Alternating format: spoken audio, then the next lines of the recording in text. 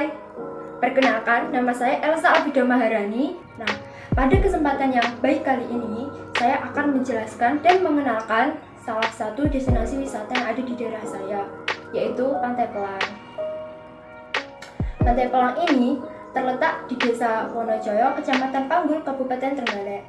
Untuk bisa sampai ke pantai ini, jaraknya dari pusat kota Trenggalek sekitar 60 km dan dengan waktu tempuh sekitar 2-3 jam. Aksesnya ada petunjuk jalannya kok, jadi memudahkan para wisatawan dari luar daerah maupun luar kota untuk berkunjung. Selain memiliki keindahan wisata pantainya, di kawasan ini juga terdapat kolam renang, air terjun. Nah, air terjun ini sendiri termasuk spot utama dari Pantai Pelang ini loh. Di pantai ini juga memiliki fasilitas wisata seperti gazebo, musola, tempat parkir yang luas, dan gardu pandang yang terletak di dataran tinggi Pantai Pelang. Seperti ini. Nah, di gardu pandang ini kita bisa melihat keindahan Pantai Pelang dari atas. Selain itu, kita juga bisa berselfie di sini loh. Gardu pandang ini dibuat sebagai sarana pelengkap yang berbeda, di mana para wisatawan dapat menikmati keindahan alam di kawasan wisata Pantai Pelang ini dari atas ketinggian. Selain bisa menikmati kawasan Pantai Pelang dari gardu pandang ini, wisatawan juga bisa berselfie dari tempat ini. Untuk harga tiket masuknya sendiri sangat terjangkau loh.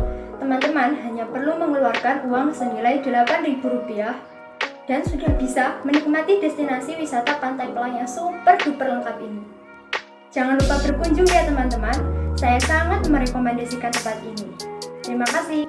Assalamualaikum warahmatullahi taala wabarakatuh. Perkenalkan, nama saya Apriliani Tridayati dengan NIM 2105111000013. Saya dari Probolinggo. Saya dari Fakultas Ilmu Sosial dan Budaya, Prodi Sastra Bahasa Inggris. Di sini saya akan menjelaskan tentang budaya atau adat di daerah saya, yaitu Kota Probolinggo. Probolinggo mempunyai tradisi yaitu upacara Kasada. Upacara ini diadakan pada saat purnama bulan Kasada ke-12 tahun Saka. Upacara ini disebut juga sebagai Hari Raya Kurban. Biasanya 5 hari sebelum upacara Yadna Kasada diadakan berbagai tontonan seperti tarian-tarian, balapan kuda di lautan pasir, jalan santai, pameran, sekitar pukul 5 pagi. Pendeta dari masing-masing desa serta masyarakat Tengger mendaki Gunung Bromo untuk melempar kurban atau sesaji ke kawah Gunung Bromo. Adat atau tradisi yang kedua yaitu jaran bodang. Dalam terminologi bahasa Jawa, jaran berarti kuda dan bodang bahasa Jawa dialek Jawa Timur berarti wadah atau bentuk lain. Walaupun belum diketahui angka tahun yang pasti sejak kapan kesenian jaran bodang ini mulai diciptakan dan dikenal oleh masyarakat kota Probolinggo. Namun dari beberapa sumber diketahui bahwa jaran bodang diciptakan oleh orang-orang kota Probolinggo pada zaman awal kemerdekaan. Jaran bodang dibawa oleh 2 orang dengan sebutan jenis dan penunggang jaran. Dalam penyajian juga ditampilkan tembang-tembang tradisi khas jaran bodang dengan pakaian penuh gemerlapan menarik unik yang didesain sendiri oleh pemiliknya dengan segala kemampuan estetiknya. Assalamualaikum warahmatullahi wabarakatuh. Halo semua, saya Kamilia Putri Sabina. Kali ini saya ingin menjelaskan atau memperkenalkan kepada kalian salah satu budaya atau tradisi di daerah saya, khususnya Pulau Madura. Ada tradisi di daerah saya yaitu Rokatase. Rokatase ini adalah upacara petik laut yang dilakukan masyarakat Madura sebagai ungkapan rasa syukur atas nikmat dan karunia yang diberikan oleh Tuhan kepada masyarakat Madura atas melimpahnya ikan di laut. Rokatase ini juga dipercaya bisa memberikan keselamatan dan kelancaran rezeki bagi masyarakat Madura. Rokatase ini dilakukan atau dilaksanakan pada bulan 6 atau bulan 7 karena dianggap sebagai bulan-bulan ikan yang melimpah. Tradisi ini dimulai dengan menghiasi kapal dan kemudian pembacaan istighosah dan tahlil bersama masyarakat dengan dipimpin pemandu agama. Kemudian masyarakat menghanyutkan sesaji ke laut sebagai ungkapan rasa syukur kepada Tuhan. Adapun isi sesaji yang dihanyutkan ke laut seperti tumpeng, terus ketan warna-warni, ikan-ikan, dan banyak lainnya. Adapun juga beberapa orang yang menggunakan baju adat Madura untuk memeriahkannya juga. Banyak kegiatan-kegiatan untuk memeriahkan tradisi ini yang dilakukan oleh masyarakat Madura. Sekian video dari saya. Wassalamualaikum warahmatullahi wabarakatuh. Assalamualaikum warahmatullahi wabarakatuh. Perkenalkan, nama saya Iva dari program studi sastra Inggris dari kelas 1A. Dan di sini saya akan memperkenalkan salah satu makanan khas daerah saya, yaitu sate Madura. Sate menjadi salah satu makanan khas Madura dikarenakan menurut orang Madura pada zaman dahulu, tanah di Pulau Madura itu besar. Jadi masyarakatnya memanfaatkan bahan pangan hewani. Oleh karena itu, orang Madura lebih memilih menyantap hewan ternak atau ikan seperti ayam, kambing, atau sapi sehingga diolah menjadi sate. Dan untuk komposisi sate Madura sendiri memang sama seperti sate pada umumnya. Tapi yang menjadi keistimewaan dari sate Madura adalah selain dagingnya yang empuk, ada juga bumbu kacang yang khas, di mana bumbu ini ada tambahan kemiri. Dan untuk penyajiannya, biasanya sate Madura ini disajikan dengan lontong atau nasi dan bumbu kacang dan juga kecap. Dan untuk filosofi sate Madura sendiri yaitu menusuk dagingnya menjadi satu, bisa dikatakan sebagai menyatukan berbagai elemen sebagai sebuah satu kesatuan. Dan inilah yang membuat sate Madura menjadi paling akrab dengan masyarakat Madura. Mungkin cukup sekian dari saya, terima kasih. Assalamualaikum warahmatullahi wabarakatuh. Perkenalkan, nama saya Siti Anuf. Saya mahasiswa dari program studi sastra Inggris dengan NIM 210511100016. Nah, kali ini saya akan menjelaskan sedikit tentang makanan khas daerah yang terdapat di kota saya, yakni di Kota Sampang. Nah, di Kota Sampang banyak sekali makanan khas daerah. Salah satunya adalah nasi kobel. Nasi kobel terdiri dari nasi dan lauk yang khas, yaitu ikan tongkol. Nah, namun juga disertai topping-topping lainnya seperti contoh tahu, serundeng, sambal, dan lain-lain. Nah, nasi kobel tersebut adalah nasi yang dibuat oleh para istri nelayan untuk suaminya yang bekerja sebagai nelayan. Nah, maka dari itu nasi kobel, orang yang berjualan nasi kobel hanya terdapat di pesisir pantai saja, karena hanya khas mereka saja. Namun rasanya juga tidak kalah nikmat loh, karena nasinya yang sangat lemak dan sambalnya yang sangat pedas dan asin. Sekian dari saya, semoga bermanfaat. Wassalamualaikum warahmatullahi wabarakatuh. Assalamualaikum warahmatullahi wabarakatuh. Halo teman-teman, perkenalkan, nama saya Aisyah. Asal saya dari Madura, Bangkalan. Lebih tepatnya di Desa Kesek, Kecamatan Labang, Kabupaten Bangkalan. Saya dari Fakultas Ilmu Sosial dan Ilmu Budaya Program Studi Sastra Inggris, dan saya berasal dari kelompok 2. Nah, pada video kali ini saya akan memperkenalkan wawasan Nusantara. Memang ada beberapa macam wawasan Nusantara yang ada di daerah kita, dan diantaranya itu seperti adat ataupun tradisi, makanan ataupun wisata. Nah, pada kesempatan kali ini saya akan memperkenalkan adat atau tradisi yang ada. Satu adat yang berada di daerah saya, yaitu Madura. Acara 7 bulanan yang biasanya dilakukan oleh orang yang hamil 7 bulan.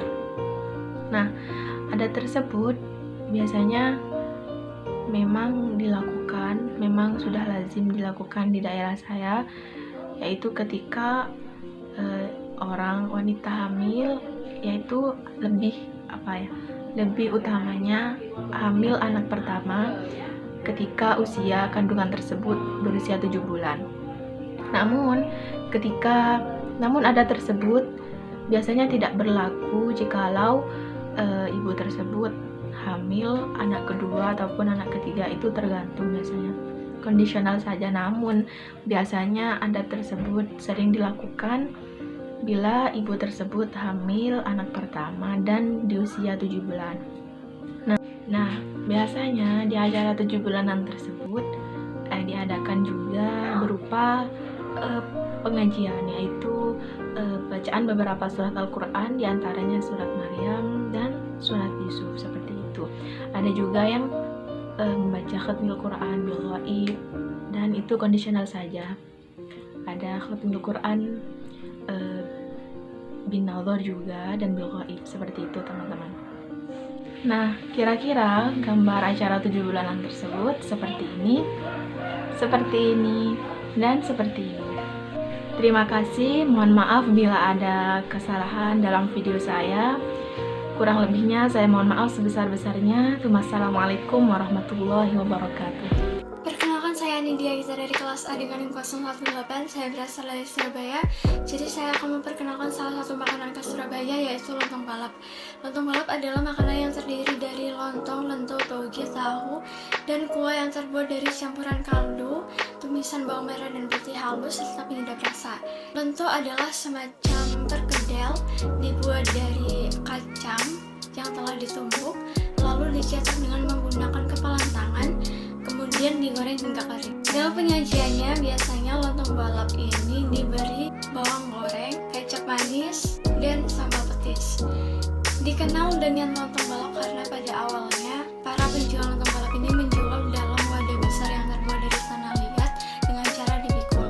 Karena wadah yang besar dan berat ini serta para penjual yang dulunya berebut pembeli, maka mereka berjalan dengan cepat ke tempat mereka biasa penjualan agar segera sampai ke tujuan. Karena jalan cepat inilah timbul kesan yang berpacu. Nah, berpacu dalam bahasa Jawa sendiri adalah balapan. Nah, itulah kenapa makanan khas Surabaya ini dikenal sebagai lontong balap. Terima kasih. Assalamualaikum warahmatullahi wabarakatuh. Pada kesempatan kali ini saya akan menceritakan salah satu kawasan Nusantara yang berada di Kabupaten Kota Bangkalan, yaitu Pantai Telango, dan tepatnya berada di Desa Telango, Kecamatan Tanjung Bumi, Kabupaten Bangkalan. Pantai Telango ini terbilang cukup baru karena baru diresmikan pada bulan Mei 2020 tahun lalu. Pada awalnya pantai tersebut tidak begitu terkenal dan tidak dikenal oleh orang-orang luar, hanya orang-orang sekitar yang pergi berkunjung ke pantai tersebut.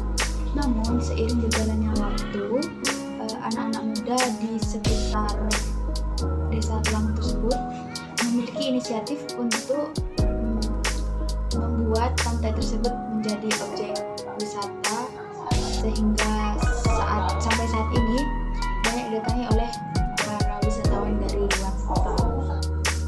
Dan adanya objek wisata Pantai Telango tersebut, warga sekitar juga cukup diuntungkan karena mereka dapat membuka sebuah kafe atau warung di pinggir pantai untuk para wisatawan yang beristirahat di sekitar pantai. Mungkin hanya segitu yang bisa saya sampaikan.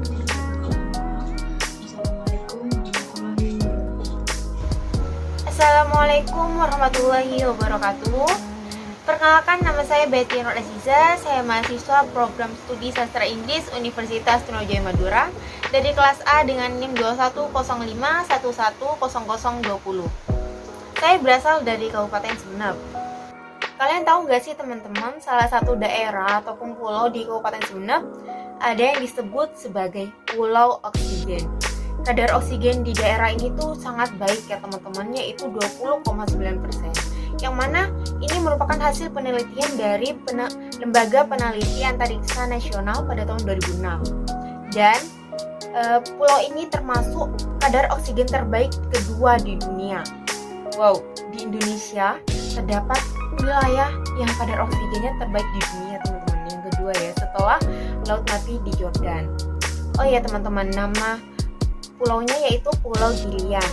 Buat teman-teman yang ingin mengunjungi pulau tersebut, tenang, untuk ke sana kalian cuma 10.000, membutuhkan uang 10.000 dengan menaiki perahu sekitar 30 sampai 40 menit tergantung kondisi cuaca ya teman-teman. Titik oksigen yang ada di pulau tersebut terdapat di Desa Bancamara. Untuk kalian yang ingin mengunjungi titik oksigen tersebut, kalian bisa menempuhnya 10 menit dari dermaga teman-teman. Buat kalian, tenang aja kok, di sana bukan cuma bisa menikmati udara yang segar ya teman-teman. Di sana juga terdapat gua-gua yang indah teman-teman. Salah satunya yaitu Gua Mahakarya, yang mana gua ini dikelilingi ataupun dihiasi oleh langit-langit stalagmit. Nah, langit stalagmit ini berkilauan teman-teman, yang mana masyarakat di sana menyebutnya sebagai batu bintang. Gimana nih teman-teman? Yakin gak mau datang ke Gilian? Kapan lagi coba kalian bisa menghirup udara segar yang terbaik kedua di dunia nih teman-teman, ada di Indonesia. Oh iya, buat teman-teman yang berkunjung nanti, suatu saat nanti yang berkunjung ke Pulau Gilian, jangan kaget ya kalau ketemu sama orang yang sudah berumur 90 bahkan 100 tahun yang masih dalam keadaan sehat ya teman-teman. Terima kasih. Assalamualaikum.